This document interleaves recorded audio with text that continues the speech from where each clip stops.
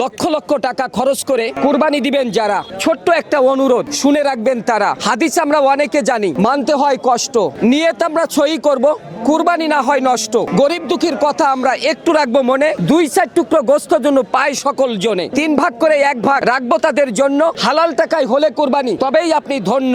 সমাজে এখন অনেক কিছু দেখি আমরা চোখে, সত্য কথা লিখি যখন শত্রু ভাবে লোকে, তবু আমি সত্য কথা লিখে যেতে চাই। মানবতার দাফন হয়েছে, আগের মতো নাই। বিশাল বিশাল কুরবানি হয়, গোস্ত মনে মন, কি বলবো দুঃখের কথা, মিলছে না আজ নিজেরই প্রয়োজন। প্রিয় দেশবাসী, আসসালামু আলাইকুম। তো দাদা, এই কুরবানির টাইমে আপনার কুরবানি না কবিতা লেখার উদ্দেশ্যটা কি? আপনি কি বুঝাইতে চাইতেছেন এই কবিতা দিয়ে? আসলে আমি কবিতা দিয়ে মানুষকে মেসেজ দিতে চাই। আমাদের দেশে বর্তমান যে পরিস্থিতি দেখি, আসলে এমন কিছু মানুষ আছে যারা এই কুরবানির দিকে তাকিয়ে থাকে। এত হত দরিদ্র মানুষ, সারা বছরে 1 কেজি গরুর গোস্ত কিনতে পারে না।